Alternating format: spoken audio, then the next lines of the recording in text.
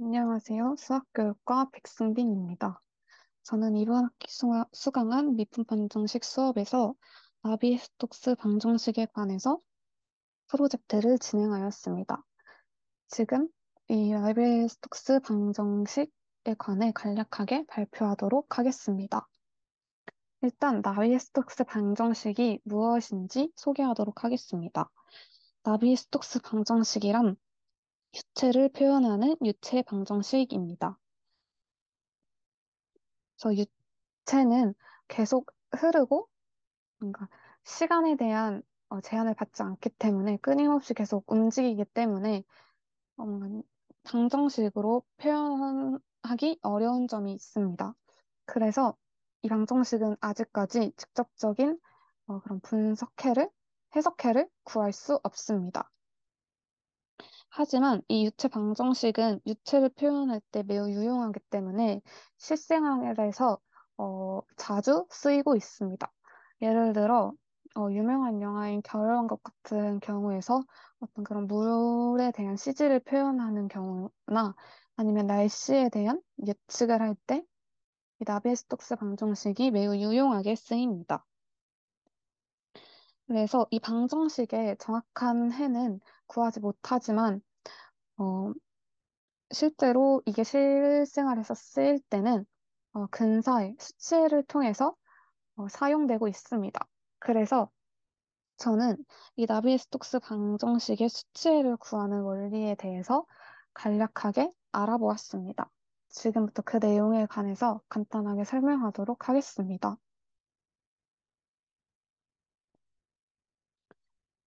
일단 나비스톡스 방정식을 속도장, U와 V에 대해서 식 1번과 2번에서처럼 표현할 수 있습니다. 이때 소문자 P는 압력을 의미하고 나비에스톡스 방정식에서 이 압력은 식 3번에 대한 이 조건을 만족해야 합니다. 그래서 이제 이 식을 2차원 평면의 사각형 모양 영역에서 생각할 것입니다. 이 영역에서는 그 중반부에 더 자세히 설명할 경계 조건이 포함되어 있고 시간은 고정된 상태로 나타낼 것입니다. 이 조건을 반영하여서 식 4번에서 7번과 같이 속도장 U와 V에서의 값을 설정해 줄 수 있습니다. 그 다음 단계로는 시각화 단계입니다. 나비의 스톡스 방정식은 유체 방정식으로서 시간이 멈추지 않고 계속 흐르는 성질을 가지고 있지만 우리는 이 유체를 방정식으로 표현하기 위해서 어떤 고정된 시간 단계를 설정해서 순간 압력과 속도장을 시각화할 수 있습니다. 이 외에도 우리가 시각화할 수 있는 것 중에 흐름선이라는 게 있는데 이 흐름선은 쉽게 말하면은 유체가 흐르는 방향에 대한 경로들을 나타내는 선입니다. 이 흐름선은 흐름 함수 q의 등고선으로 직교 구배가 속도장이 되는 함수를 말합니다. 그래서 18번이 그 흐름선의 성질을 이용한 식을 나타낸 것이고요. 이 식 8번에 2차원의 성질을 적용하여서 식 9번을 유도할 수 있습니다. 그 다음으로는 나비의 스톡스 방정식의 수치 접근 방법에 대해서 알아보겠습니다. 앞에서 설명했다시피 처음에 나비의 스톡스 방정식을 이렇게 소문자 U와 V, P를 이용하여 나타내었는데 우리는 이 방정식에 대한 해석해를 직접적으로 구할 수 없기 때문에 수치를 구하기 위해서 이 기호들을 이제 대문자로 표현을 하도록 하겠습니다. 그래서 이때 아까 나비스톡스 방정식에서는 압력이 이식 3번에 대한 조건을 무조건 만족해야 한다고 했는데 이식 3번을 만족해야 한다는 조건 하에서 시간이 n일 때 속도장을 대문자 u의 n승, 대문자 v의 n승이라고 하겠습니다. 이제 아래에서 소개할 세 가지 방법을 통해서 시간이 n 플러스 1이 될 때 수치를 찾을 수 있습니다. 첫 번째로 비성형항 처리에 대한 내용입니다. 나비에스톡스에는 비성형항을 가지고 있는데 이때 비성형항은 명시적으로 처리를 해줍니다.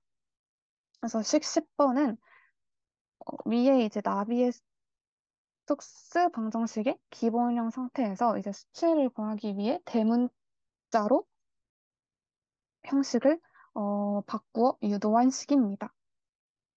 두 번째로는 점도항에 대한 처리입니다. 점도항은 방금 말했던 비선형항과는 다르게 암시적으로 처리돼야 합니다. 왜냐하면 점도항이 명시적으로 처리가 된다면 시간차분에서 제한을 갖게 됩니다. 그래서 이 점도항 처리를 통해서 유도할 수 있는 식은 식 11번처럼 유도할 수 있습니다. 세 번째로는 압력 보정에 관한 내용입니다. 이 압력은 여기서 위의 점도항처럼 암시적으로 여겨지기 때문에 대문자 P에 n 플러스 1승으로 포함되며 식 12번과 같이 유도할 수 있습니다. 그래서 우리는 이 비선형한 처리, 점도항 처리, 그다음에 압력 보정 과정을 통해서 수치에 접근할 수 있고 또 이 세 가지 방법을 토대로 그 다음 단계인 공간 이산화에 대해서 알아보도록 하겠습니다. 이 과정에서는 여기 그림 1의 자료를 함께 보면서 설명을 하도록 하겠습니다. 이 부분에서 계속 나왔던 이제 속도장 U와 V와 이제 압력 P를 이 그림에서 나타내었는데 압력 P는 이 각각의 네모난 셀의 중앙에 위치할 것이고 속도장 U는 이렇게 가로 방향 수직선, 세로 방향인 수직선 방향에 속도장 V는 수평선 방향에 위치할 것입니다.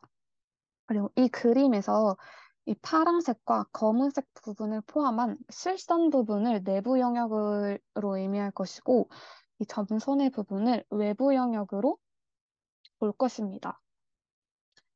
그리고 이때 동그란 점들은 각각 양옆에 있는 세모점들에 의해 미분이 가능해지게 됩니다. 예를 들어서 여기 보이는 이 동그란 점은 바로 양옆에 있는 셀인 요 세모점과 이 세모점, 이 두 개의 세모점들에 의해서 미분이 가능해지게 됩니다. 근데 이때 이 파란 선 위에 위치한 점들은 내부 영역의 가장 바깥에 있는 점들로 경계점에 해당이 됩니다. 이 경계점의 기준에서 보면 한쪽의 세모점은 내부점이지만 한쪽의 세모점은 외부점에 속합니다. 그래서 이 경계점에 있는 점들은 변수로 정의될 수가 없고 미분이 불가능합니다. 그래서 우리는 이때 경계 조건을 활용하여서 경계점 위에 있는 점들이 미분 가능하도록 만들어줄 수 있습니다. 여기서 이 경계 조건이 이용되는 원리는 이 경계점의 미분값을 0으로 만들어주는 것입니다. 이 값의 미분값을 0으로 만들어주기 위해서는 양옆에 있는 세모점의 값이 똑같도록 만들어주면 되는데 여기서 이용되는 경계 조건이 디리클레 경계 조건과 뉴만 경계 조건입니다. 디리클레 경계 조건은 경계에서 점의 값을 직접 주는 것을 말하고 뉴만 경계 조건은 경계에서의 온도의 미분이 주어지는 경우를 말합니다. 이 경계 조건과 관련해서 경계 조건에 관한 내용을 조금 더 살펴보도록 하겠습니다. 바로 앞서 말했다시피 경계점에서 우리는 디리클레 경계 조건과 뉴만 경계 조건을 이용하여서 변수로 정의될 수 없는 경계점들을 표현하였습니다. 하지만 시차격자에서는 경계 사이에 또 다른 경계가 존재하기 때문에 올바른 경계 조건을 사용할 때 주의해야 합니다. 성분 U가 서쪽과 동쪽 경계에 존재하고 성분 V가 북쪽과 남쪽 경계에 존재할 때는 값이 직접 지정될 수 있습니다. 하지만 U가 북쪽과 남쪽 경계에 존재하고 V가 서쪽과 동쪽 경계에 존재할 때는 두 성분 사이의 값을 정의할 필요가 생깁니다. 이를 위해서 이제 두 점의 평균값을 계산하여야 합니다. 북쪽 경계가 속도 성분 U를 나타내는 점들 사이에 존재할 때 경계 위의 두 점을 식 13번에서 보시다시피 대문자 U의 I, J 그리고 대문자 U의 I, J 플러스 1로 나타내고 경계값을 대문자 U의 대문자 N으로 나타내면은 이 경계 조건을 이 완성된 식 13번처럼 쓸 수 있습니다. 마찬가지로 속도장 V에 관해서도 이 이유처럼 똑같이 적용할 수 있습니다. 그래서 지금까지 나비의 스톡스의 간단한 수치의 접근 방법의 원리에 대해서 설명을 했고요. 이 원리를 적용해서 프로그램을 이용해서 나비의 스톡스 방정식을 직접 그려보았습니다. 이 A의 그래프가 나비의 스톡스 방정식 중 기준 그래프라고 했을 때 변수의 설정값을 조금 다르게 주어서 유체 흐름을 변화시켜 보았습니다. 첫 번째로 B 그래프는 시간 단계를 세분화해서 작게 쪼개었을 때의 그래프입니다. 그래서 이때 그래프는 기준 그래프 A와 비교했을 때 이 유체 흐름이 좀 더 둥글게 변화한 것을 확인할 수 있습니다. 그럼 그래프 C는 정확도를 높였을 때의 그래프입니다. 어, 이 우리는 유체 방정식을 2차원의 평면, 좌표평면 위에 표현했기 때문에 이 격자 사이의 간격을 더 작게 세분화하여서 정확도를 높였습니다. 그랬을 때 그래프 A와 비교하면 이 각각의 선들을 흐름선이라고 보았을 때 흐름선 사이의 간격들이 좁아진 것을 확인할 수 있습니다. 마지막으로 그래프 D는 유체 흐름을 변경하였을 때의 그래프입니다. 그래서 우리는 나비의 스톡스 방정식만을 이용하여서 변수의 지정값을 다르게 주었을 때 유체 흐름을 이 A의 형태에서 D의 형태처럼 완전히 다르게 설정해 줄 수 있음을 확인할 수 있습니다. 그래서 여기까지 나비의 스톡스의 수치의 접근 방법과 기본 원리에 대해서 발표를 하였습니다. 이상입니다.